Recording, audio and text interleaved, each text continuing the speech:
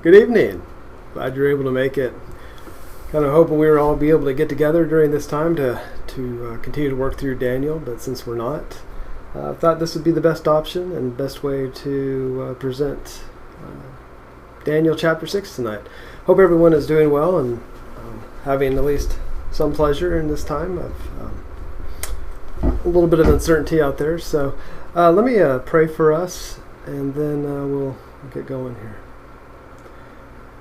Heavenly Father, thank you for the book of Daniel, and thank you for this community, this church, for the people here who love you and want to know more about you and to know more about your word and what it means to them and how they can use it in their lives. And continue to be with us all through this time of just trying to figure things out. Just let us be people of hope, people of light who shines light in the darkness. In Jesus' name, amen. All right, we're going to do Daniel 6. For those of you who've typically been following along, we did a little bit of Daniel 6 last time we met. We did kind of an intro and then a couple verses within it, but I think what I thought we would do tonight is do all of chapter 6 this evening, and then over the next several weeks we'll continue on through the rest of the book of Daniel. So as we get going here, we need to kind of remember we're making a transition from the Babylonian rule to the Persian rule. So we had the Babylonians, Nebuchadnezzar, Belshazzar, Nabonidus, several others along the way. And at the end of chapter 5, if you guys go back and look, a Mede shows up there in the final verse of chapter 5, verse 30. And this Mede is known as Darius, but there's a lot of debate about who this Darius is. Someone referred to him as Darius, depending on where he went to seminary. And this is something that we'll talk about just a little bit here. This Darius. Let me take a second before we get to Darius. Anyways, Daniel survived. He's probably in his mid-80s at this point. He survived the Babylonians. He's now with the Persians. This will be the last actual group he works with. He had the Babylonians and now the Persians. We know from the four beasts that there's at least two other nations that are coming along. It's going to be the Romans. I'm sorry, the Greeks and then the Romans. And but right now we're dealing with the Persians. We're probably about 539 BC. This is what's happening here is that the Persians, who are a little bit nicer than the Babylonians, were allowing people to go back to Judah. So the exiles, such as Zechariah, had gone back to Judah at this time to go rebuild the temple. So you guys can go look back at that. So we are in a post-exile time. Many Jewish people decided to stay with the Medo-Persians and stayed within that kingdom. And as like Daniel, he stayed in the kingdom and worked with Darius, as well as other satraps. And so what we learn here is that what the Babylonians, the Persians were doing at this point is they were setting up satrapies, and you'd have satraps, which were like governors ruling over these different areas. And pretty much they were kind of puppet regimes to make sure that the people in all these nations or all these people groups were paying their taxes and not causing too much problems and not rebelling. And so that's what they would do. And of course, though the Persians were relatively nice compared to the Babylonians, they would still decide to, kill people and take people out as necessary. So this is the last account that we have of Daniel's life. The rest of Daniel from chapter 7 forward is going to deal more with his visions. And so that's where a lot of the prophecies come in, a lot of the eschatological viewpoints and stuff related to that. It comes in during that time. So before we get too far along here, what I want to do is be able to say that there is a chat function there on the right hand side of your screen. If you log in either with a Google or a YouTube account, you can ask questions. I'd be happy to answer those throughout. You can watch this video without logging in, as you probably see for those of you who are currently watching. But there is that option to be able to do that. So I'll be looking at my screen here to see if any questions pop up, and be happy to answer those as we go through. You don't have to, but it is. That option is there.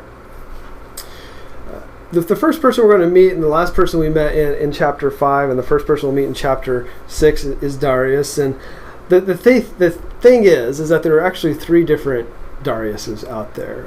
They're Persians. They're both Persians and Medes, and sometimes those words are interchangeable. The two nations had kind of formed together in a very interesting way, and Persians and Medes intermarried, and a lot of history there that we don't have time to go through tonight.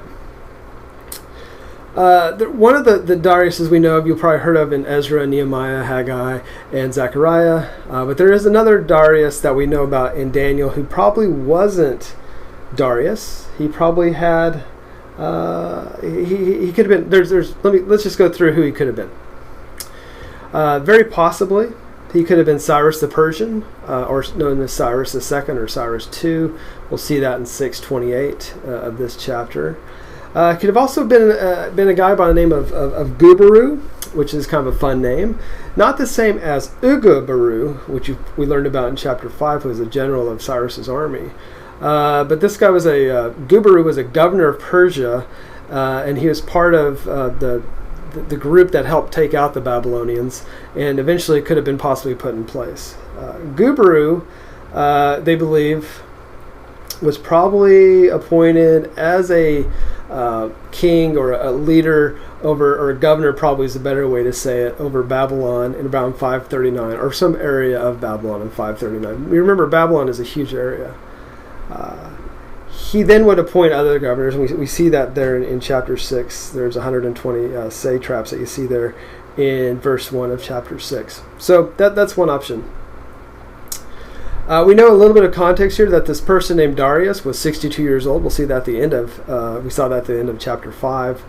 We'll see that he was also probably the son of Ahasuerus, who was a Mede. We'll see that in chapter 9. A lot of things point to it being Cyrus II,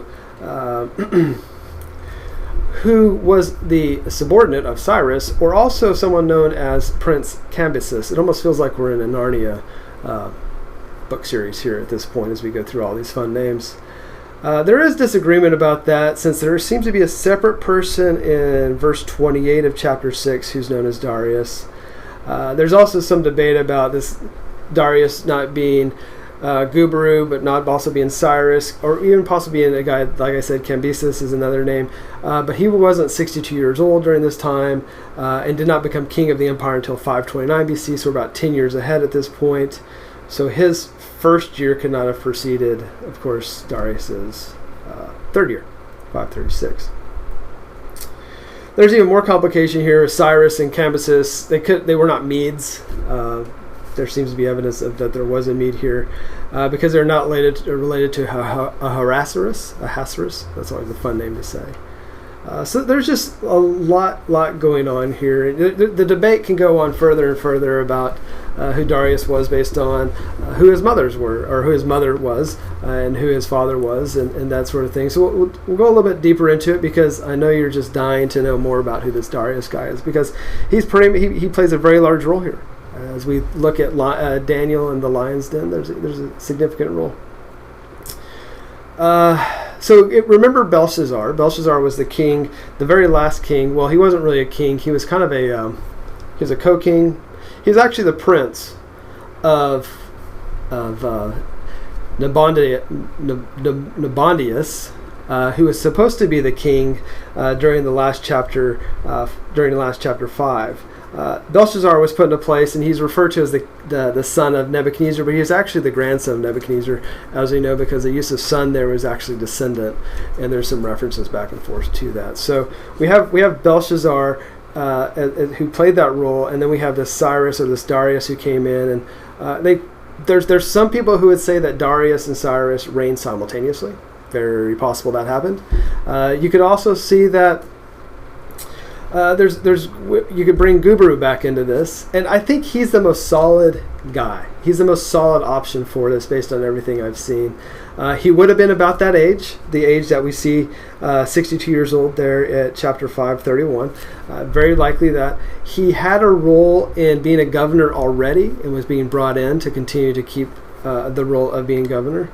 At this point, he reigned in Babylon, and we think specifically in this area from 539 to 525. He is very powerful.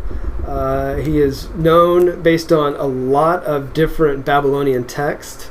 So outside of the Bible, texts that you'd find outside the Bible, he was known to have a lot of influence in that regard, and a lot of power, wealth, camels, you name it, he had it. Actually, didn't have camels. But anyways, he was very powerful governor. So with all that said, it seems like Darius is not Cyrus, but he's actually a guy by the name of Gubaru.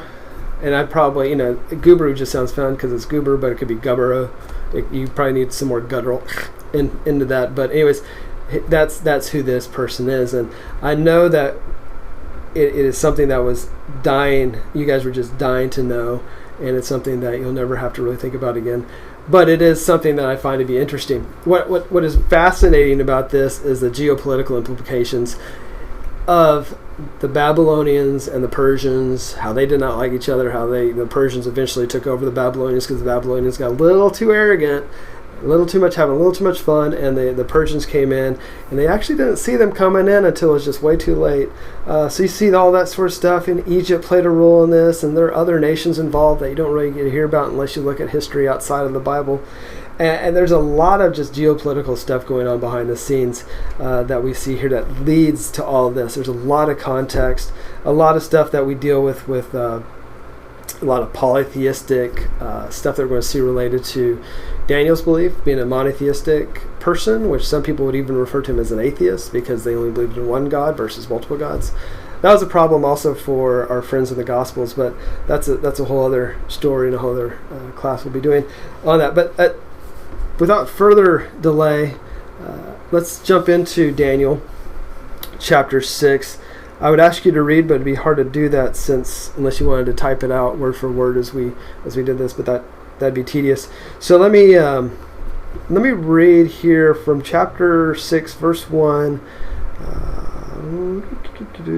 I'll go do 6:9, and we'll work from there.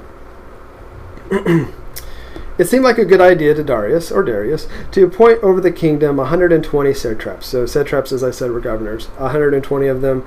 A significant amount. Don't see a lot of symbolism here. Could have been.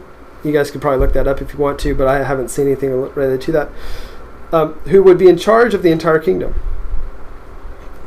So you can imagine the size of this. You have 120 governors. Yeah. But over these 120 would be 3 supervisors, one of whom was Daniel. These satraps were accountable to them, so the king's interests might not incur damage. So it was all really still, of course, about the king. Of course it's about the king. It's always about the king. To this day, it's about the king. Now, this Daniel was distinguished. Now this Daniel. See how he's being referred to here? After this, Daniel starts referring to himself in first person. Now, did he write this? There's a debate about that. But did he write the last part where he's actually speaking? Well, probably someone wrote it for him, but he is speaking in first person. We'll notice the tense changes as we go into the next chapters. So now this Daniel was distinguishing himself above the other supervisors and satraps, for he had an extraordinary spirit. And what they mean by an extraordinary spirit is that he had a spirit of a god. He was a powerful spirit. It wasn't like he just was a spirited guy. He had a spirit of a god inside of him. In fact, the king intended to appoint him over the entire kingdom. As you can see, most people won't be happy with that. Consequently, the supervisors and satraps were trying to find some pretext against Daniel in connection with administrative matters, but they were unable to find any such damaging evidence because he was trustworthy and guilty of no negligence or corruption. So these men concluded, we won't find any pretext against this man Daniel unless it is in connection with this law, with the law of his God. And I'm not going, okay. Continue here. Don't want to get sidetracked. So these supervisors and satraps came by collusion to the king and said to him, O King Darius, live forever. To all the supervisors of the kingdom, the prefects, satraps, counselors, and governors. That list of people, we see those lists before, right? They're Chaldeans and magicians and others, but they list for a reason. We'll talk about that. We've talked about that in other weeks, but for those of you following along, we'll discuss that too. It seemed like a good idea for a royal edict to be issued and an interdict to be enforced for the next 30 days. Anyone who prays to any god or human other than you O king, should be thrown into a den of lions. And I would say, depending on your translation there, that is either praise or petition to, and it actually doesn't really mean praying. Where am I? Let me pull up the right thing here. Yep. If you're reading the NASB, it says petition. There's a reason it says that. I'm reading right now the Net Bible. I'm not sure why I decided to use this tonight, but I am. Anyways, it's an extremely good technical Bible, but we'll talk about that here in a second. Now let the king issue a written interdict. I already read that. So it cannot be altered according to the law of the Medes and Persians, which cannot be changed. So King Darius issued the written interdict. And again, not a great usage of that word there, but if you looked at the end of that, you guys probably see injunction or something related to that. So we'll go back to that here. And that's the beauty of having multiple translations, is that those who were translating at the time had different ways of interpreting the same word. And people to this day still interpret some of these words very differently. That's not about this class at this point, but there's a lot of stuff out there that is being not retranslated, but looked at from a different angle, and just because the Hebrew and Greek language is so amazing. But also that you have to think that the Hebrew had very few words compared to the English language, and because of that, they use multiple words in many different ways. So anyways, let's look at these guys. So we have Darius, who does this, 120 satraps, points them over the entire empire. We are not sure who the other two commissioners or supervisors are, depending on your translation. There probably could have been, especially or the 120 other people, they probably weren't Medes or Persians necessarily, because you got to think, you've got Daniel here, who was a Jew from Judah, a Judean, and they do make a point of that later on. They could have been maybe Babylonians who made nice of the Persians. It could have been other nations. I would probably lean to mainly as Medes and Persians and Daniel, but it could have also been the three friends. We don't ever really know what happened with Shadrach, Meshach, and Abednego after their incident earlier on in this book. So it could be something. It could be a mix of nations, or it could be Medes and Persians and Daniel. Either way, the Bible doesn't tell us, but I imagine if you dug pretty deep into Babylonian history, you'd be able to see some of that. So we have these three satraps. They were accountable to make sure that the king's interests might not incur any damage, and which of course was something that made sense. But Daniel here, so we'll just talk about Daniel a little bit here. There in verse 3, was distinguishing himself above the other supervisors and satraps. The spirit, the people. Okay, so remember, so think about this from the context of what's going on here. Someone is writing about Daniel at this point, right? And the author's intent is that he does not like Persians or Medes, Persian Medes, Medes Persians, Medo-Persians, however you want to say it. He doesn't like the Babylonians, as we saw earlier on. He thought Nebuchadnezzar was arrogant, Belshazzar was arrogant. So he wrote about him in that very way to make him look arrogant. He's writing to make a point here to the people who are in exile, or now post-exile, who have forgotten who God was. Many of them did. Many of them forgot to live as Jews, or what that tradition was. This author is trying to remind them of who Daniel is, who is now a national hero, especially if you go years later, he is to this day, who God is, their God is, Yahweh, and to help them all remember that, and to see that the spirit that Daniel has in him is the monotheistic spirit of God. Now, would you go as far as the Holy Spirit? You could. Or you could not. It doesn't say. It just says that he had an extraordinary spirit. To the author's viewpoint, to the viewpoint of the people watching, following along, they knew that there was something special about Daniel, and it was something very, almost not divine. Not that he was divine, but there was some sort of divine presence within him that would come out. So he was so extraordinary that the king intended to appoint him over the entire kingdom. Have you ever heard that happen before? Maybe we could go back to Joseph, right? That's a common thing that happens here with our Jewish friends as they are, for some reason, thrown into captivity, brought into exile, kidnapped, sold, whatever. They, through the power of God and through God's intervention, are people who become powerful leaders. And that's what we're seeing with Daniel. So they're trying to figure out what was going on with him. And what they ended up figuring out here is that the weak point for Daniel would be that it would be based on his own laws, his own beliefs. The idea that he was a monotheistic person and that he only believed in Yahweh. So you got to think that he was living in an extreme tension. All the Jews at that time, especially those who were still following Yahweh, were living in this tension of, I'm living in this polytheistic world that has none of the same ideas, traditions, beliefs that I have. I'm trying to live as a Jew should, and there's that tension, constant tension that's going on here between the monotheistic viewpoint and the polytheistic viewpoint. What we also see throughout this book, and as well as a lot of the Old Testament, is that we have this God who's a redeemer, we have this God who's a savior, and while at the same time, all of our Jewish friends seem to get into a bind at some point, much like Daniel's about to here in the lion's den. But what always happens? God redeems, and God saves, and God's sovereign. So we see that going on throughout this.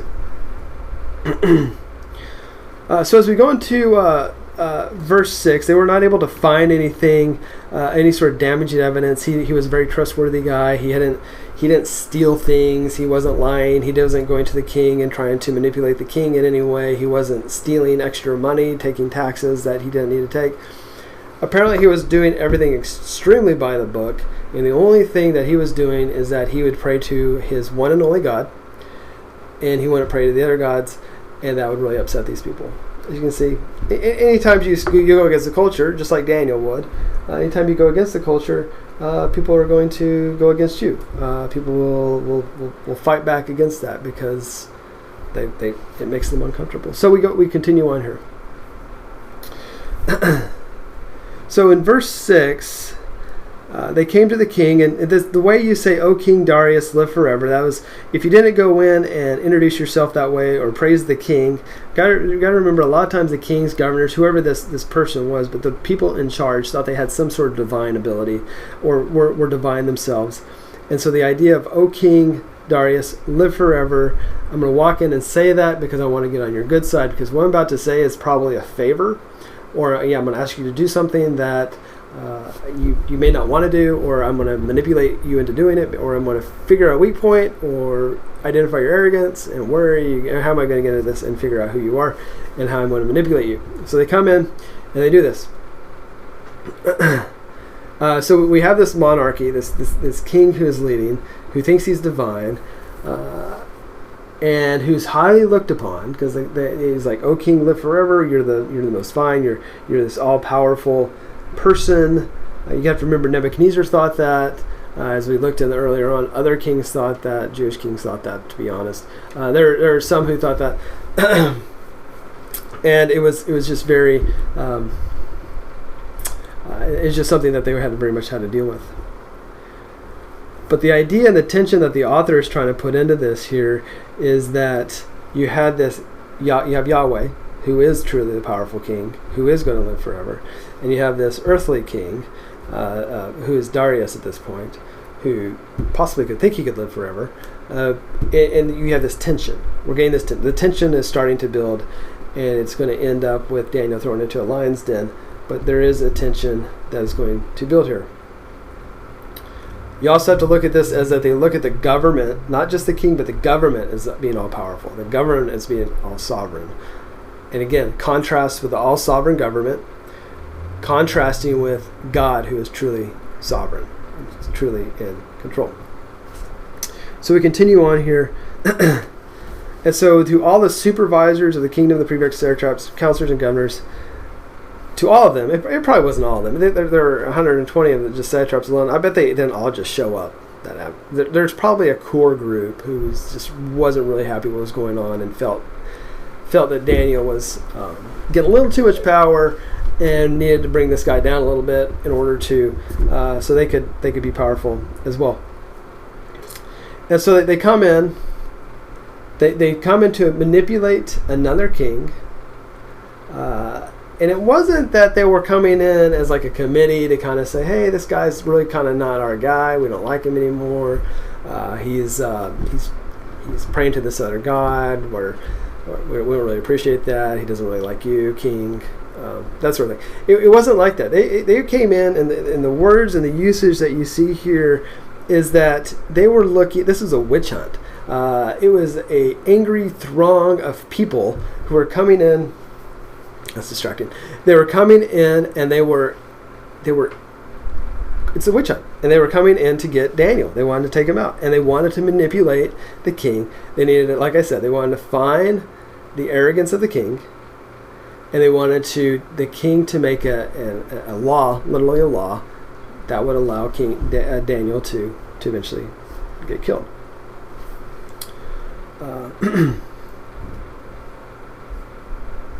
So as we continue on here, 8 and 9.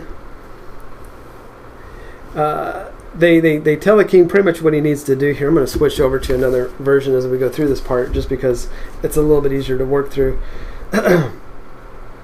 They wanted him to, they're telling the king what to do there in verse 8. Now, O king, establish the injunction and sign the document so it may not be changed according to the laws of the Medes and Persians, which may not be revoked. The king was not more powerful than the law. And so that was what they were saying here. So even if the king changes his mind, there's a little bit of a loophole later on, but even if the king changes his mind, an edict or a law that has been signed and sealed and delivered by the king cannot be broken or cannot be changed. And they knew that, and that's why they're bringing this up. And then they therefore, in verse 9, because of what they said, therefore, King Darius signed the document that is the injunction. So they manipulate, they find the arrogance of the king, they manipulate him, they come to him and say, you're the great king, you should live forever, there's this guy, well, they didn't say specifically that way, but you need to make this decree, you need to make this edict, and if you don't, well, bad things are going to happen. So let's continue on, going back up there. Where did I go? Let's look at verse 10, and we'll go through verse 14. Now when Daniel knew that the document was signed, he entered his house. Now in his roof chamber he had windows open toward Jerusalem, and he continued kneeling on his knees 3 times a day, praying and giving thanks before his God, as he had been doing previously. Sorry, thank you. Daniel knew what was going on. He knew that these guys did not like him. It wasn't, they probably didn't hide it. They probably had already threatened him, or it probably wasn't a fun situation for anyone, right? And so as we look here, he goes up there and he goes into public to pray. This is actually, even though it's on the rooftop of where he was living, it's a very public spot. People could have seen him do this because, first of all, you see that his windows were open toward Jerusalem, so someone walking by or on roofs around in the area could see that this monotheist guy is praying to this Yahweh that he's always prayed to. So he's not changing his ways. He's not going to say, you know what, these bad guys or these mean guys are coming after me, and if I just kind of hang low for a while, and the king will forget it because he's got other things going on, or he'll die, and then that edict dies, or something else will happen and everything kind of goes our way. No, Daniel continues to do his thing because his faith, as we see, is stronger than these fake laws that are coming in and are happening from these other satraps and this king. So he knew his sign. He kneeled. He continued to pray to God 3 times a day, praying and giving thanks before his God as he had been doing previously. So no changes for God. And some people would say, well, what about Matthew 6,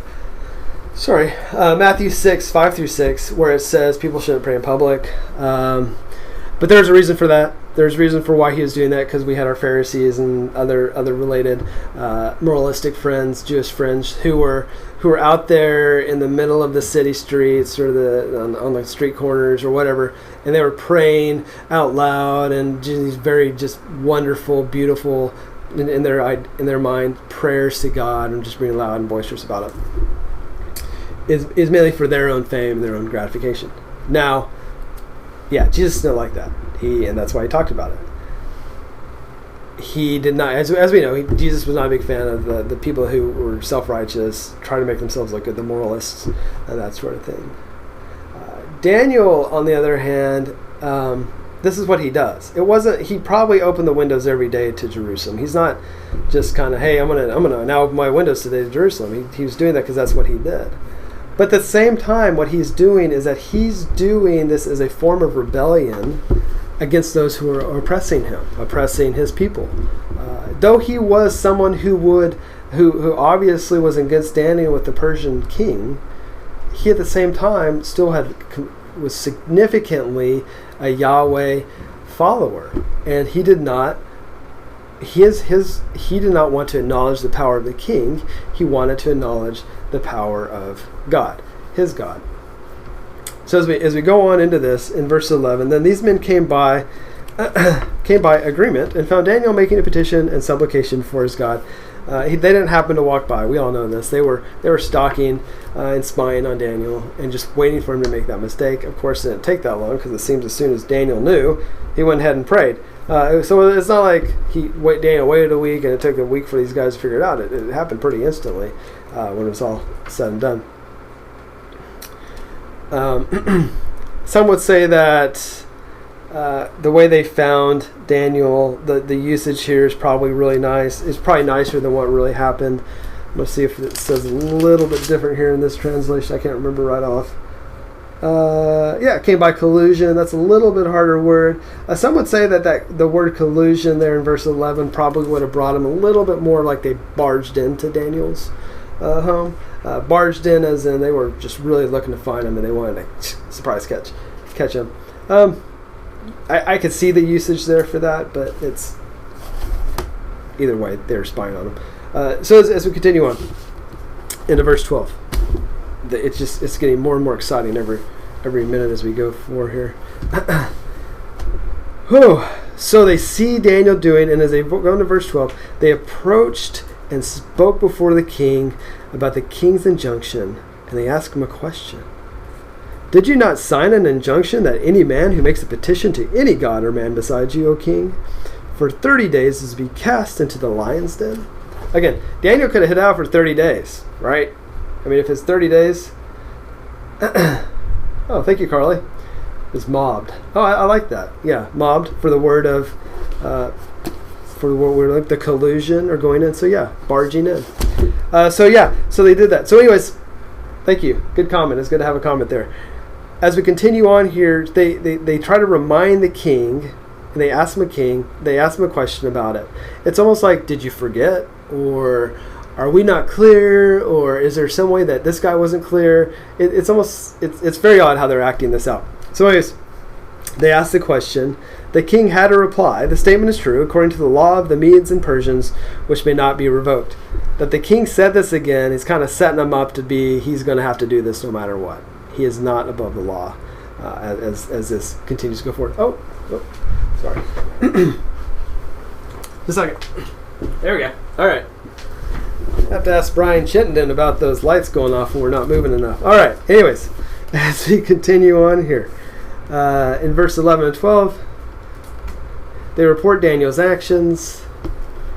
Obviously, they do not have much respect for the king. They get him to restate it. This is just a very arrogant thing. So it's an arrogant group of people going up to an arrogant man, and they're all kind of working this together to take Daniel out. But unbeknownst to the king, he did not know what he was doing. And then 13 gets very interesting here.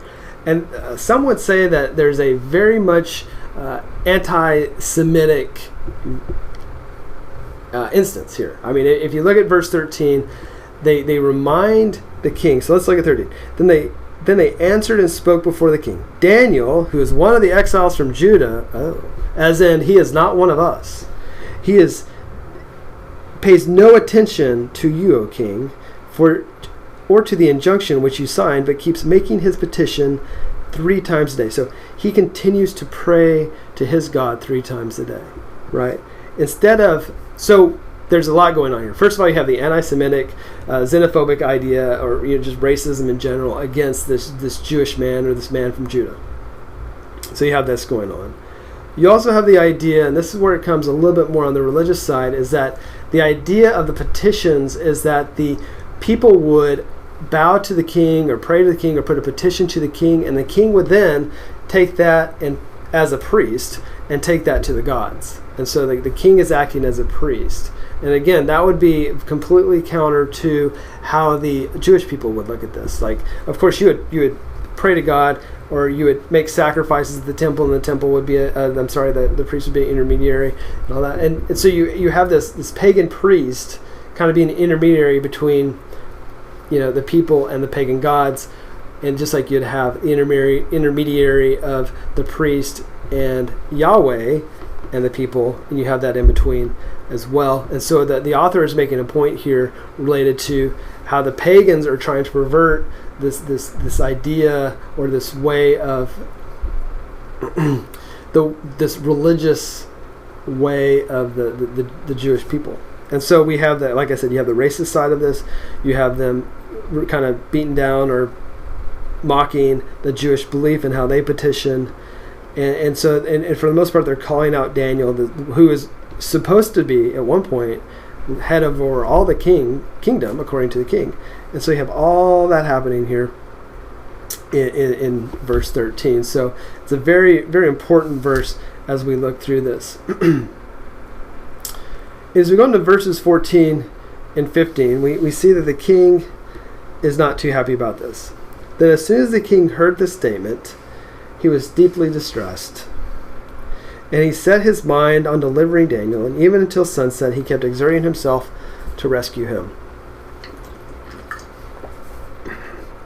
Then these men came by agreement to the king, and said to the king, "Recognize, O king, that it is the law of the Medes and Persians that no injunction or statute which the king establishes may be changed." So the king is trying to figure this all out. He's like, is there any way I can get around this? Is there any way that I can make sure that this guy that I like, obviously he likes him some way, in some way, to want him to be leader of the entire nation, or at least oversee the entire nation. Maybe there was some sort of friendship there. Maybe there was some sort of mutual respect. Anyways, the king was not happy about this and really did not want to deliver Daniel into the lion's den. And so he kept on thinking about it until sunset, and trying to really figure out different ways to do that. Well, obviously the other leaders, the other satraps, and other kingdom leaders came to him and said, "Hey, you're kind of stalling here. You're delaying. The law is the law. You signed the law. You made this edict, and now you have to fulfill it." Now, on the king's side of this as well, it is one thing that he did have to think about from a long-term implication, even though Daniel was possibly a friend or a close acquaintance of his. One thing that he had to think about is,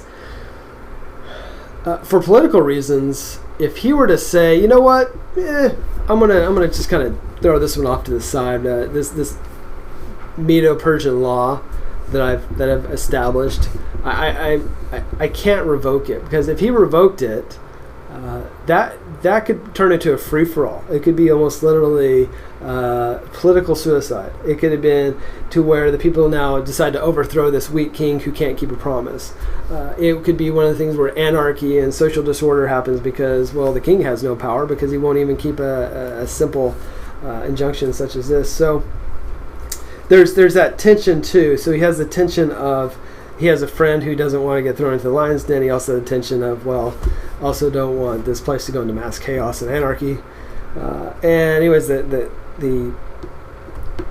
other leaders saw that the king was stalling, and so they prayed for the most part, forces the king's hand to take Daniel and put him into the lion's den. So as we continue on here, and we'll go, next three verses will be 16 through 18. Then the king gave orders, and Daniel was brought in and cast into the lion's den. The king spoke and said to Daniel, this is very important what he says. He's almost a little bit religious here. He sees that Daniel believes in a God, that he's monotheistic. You can see here, especially based on how the author used the word God, he's not looking at this as a God of one of multiple gods. Well, he could be like God of gods, kind of like what Nebuchadnezzar would do, God over all gods, or Almighty God, or highest God, still admitting that there's other gods. But he said, your God, whom you constantly serve, will himself deliver you. And so we see that. So there's a little bit of religion here. He's not obviously a follower of Yahweh at this point, but he has some hope. He has some hope that Daniel's God, the God that Daniel believes in, will rescue Daniel. So as we go on, a stone was brought and laid over the mouth of the den, and the king sealed it with his own signet ring and with the signet rings of his nobles, so that nothing would be changed in regard to Daniel. So there's this, of course, they moved that big stone over. It's like the ring, of course, they would put in there is over a special kind of clay that would eventually harden very quickly, and then it was sealed, and no one could open that. So we have this reluctant signing of the seal is now closed. Then the king went off to his palace and spent the night fasting, and no entertainment was brought before him, and his sleep fled from him. So he couldn't eat, he couldn't sleep. Some say that he possibly prayed. Maybe he tried to pray to Daniel's God, based on how some of this is used here. Fasting, and I bring that up because the use of fasting, it's not always necessarily just not eating. There's other forms of fasting, but also petitioning to God, or praying to God, or some sort of a religious act, maybe even some sort of religious meditation that he did to help appease Daniel's God, or something to make sure that Daniel would not be killed. So as we continue on here into verses 19 through 20, the king who was not able to sleep, I imagine we've all had nights like that, the king rose at dawn and the break of day and went to haste to the lion's den. The reason he ran quickly is, some would say he ran quickly because he wanted to see if his friend had been killed. I would, sure, why not? Others would say he ran quickly because he knew that at dawn, that if someone survives a night of torture, or a night in the lion's den, or fiery furnace, wherever you want to be, if someone survives that, and you get there right after dawn and they're still alive, you can pull them out of there and they will be okay. They no longer have to face the sentence. And that could have been why he ran quickly. Take your pick. Was he pardoned from his crime would he be pardoned from his crime for surviving the night? You can also look at this as that maybe he had some faith in Daniel's God because of the amount of faith that Daniel had in his God, in his own God, that the king was like, man, if this guy has this type of faith. As you see here, Daniel doesn't say anything when he gets tossed into the lion's den. It's not like, oh no, wait, yeah, I'm gonna hold off, I don't want to do this, or give me another chance, or anything like that. He was silent. We've seen that before too, earlier in Daniel, the book of Daniel. So he goes in there in peace. He knows that if God will deliver him, or God may not deliver him, but that is okay. God is still God, and he still believes in God.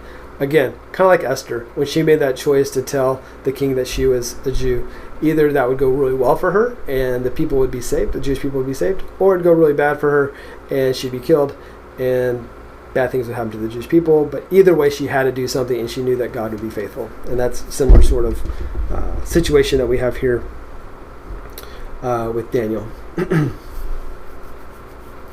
So he was hopeful.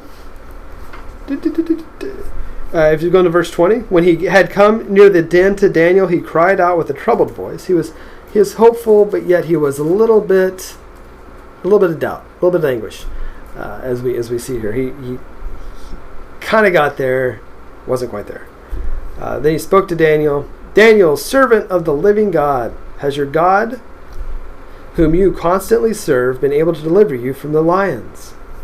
Could you imagine? What a question to be saying first thing in the morning, yelling down to a lion's den that in the past has been used and people died very quickly.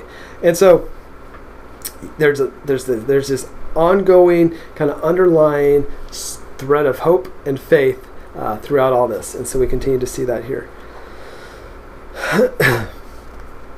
Then Daniel spoke. First time Daniel spoke. And he said to the king, "O king, live forever." That's just a very nice way. Even though you don't mean it, it is a nice way to refer to the king. "My God sent his angel and shut the lions' mouths, and they have not harmed me inasmuch as I have found innocent before him, as an innocent before God. And also toward you, O king, I have committed no crime." So we see Daniel finally is finally able to talk, or finally is allowed to talk, or finally given a little bit of dialogue here in the book. He's able to speak to the king. The king is pretty excited about this, as we'll see in verse 23. This angel of the God came down and incapacitated the lions. The lions could not do anything. What exactly that means, we weren't in there. We don't know. Did he shut the lions' mouths? I mean, but they still have claws. You know, it's like one of those things. Like, well, what? Anyways, the lions didn't do anything today. The angel was probably a similar sort of angel like we see in Hagar, when Hagar is told of Ishmael's birth, or the angel in the burning bush. Very, very much so. It could have been some sort of theophany of God, or it could have been an angel like a Gabriel. But anyways, it's a representative of God who came down, and a representation of God that came and was in there in the den with Daniel and kept him safe for the night. And then Daniel said that he didn't commit a sin against God, of course, because Daniel continued to do what Daniel was in a faithful way. But he also didn't really do anything against the king. And the reason he did anything against the king is because this was not a real law. The king was manipulated into doing this. And so Daniel is ordered out of the to be taken out of the den. Then the king was very pleased and gave orders to Daniel to be taken up out of the den. So Daniel was taken up out of the den, and no injury whatever was found on him because he had trusted in God. Now, this is interesting.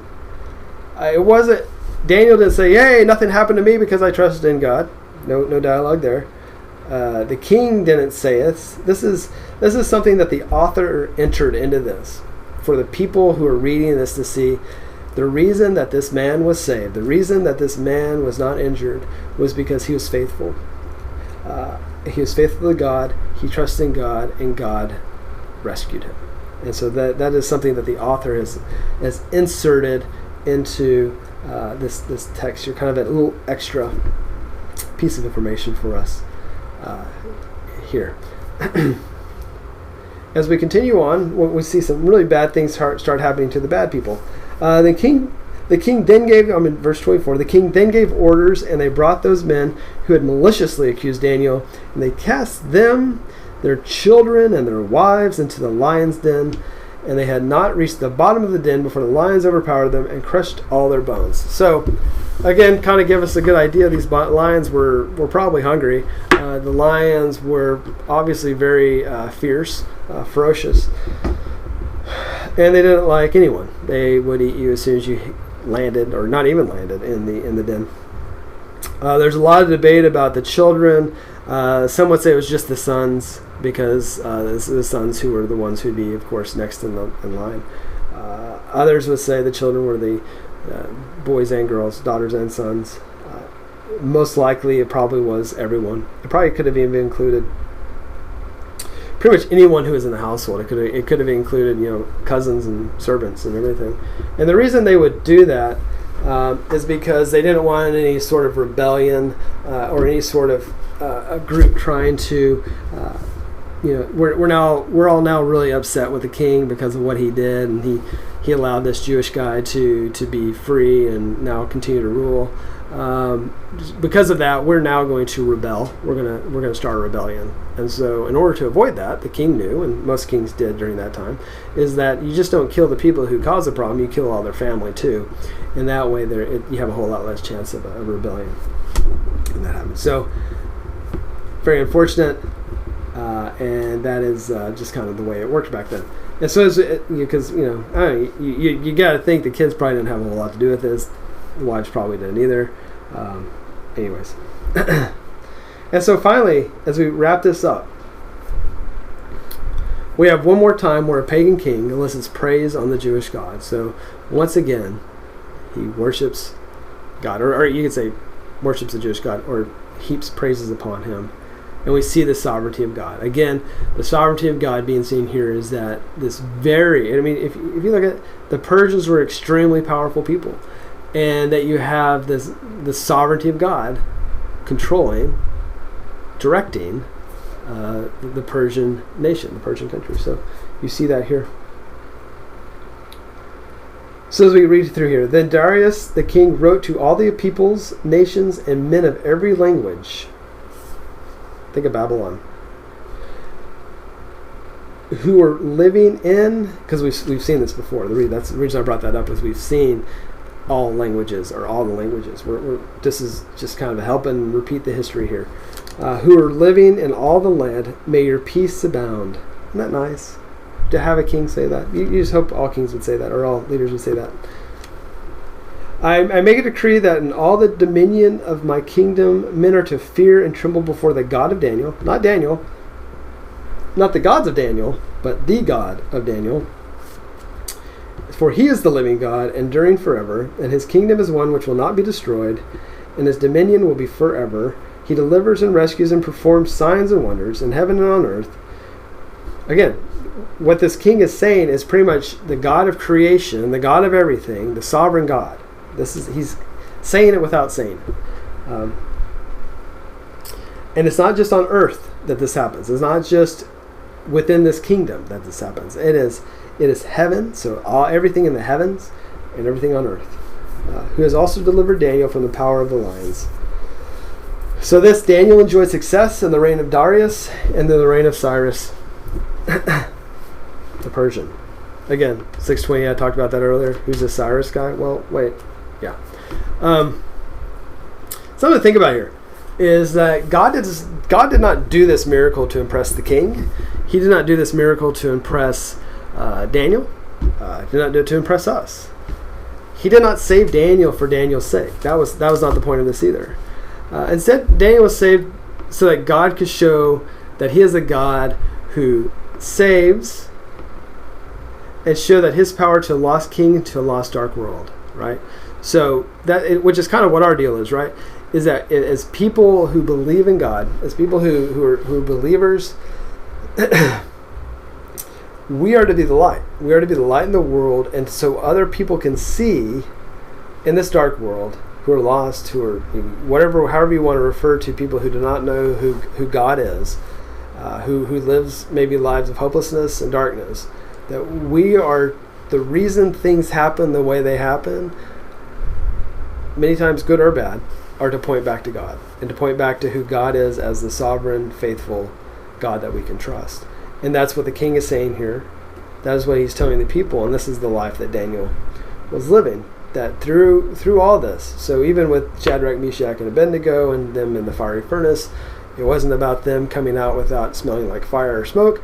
It was about God showing that his power, he's a God that saves, and he's a God that you can trust, and he's a God that is faithful, showing that to a pagan world.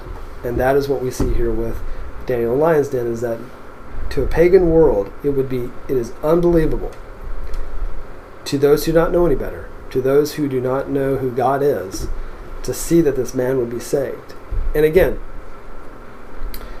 it wasn't like God did not like Daniel. It wasn't like he wanted to punish him.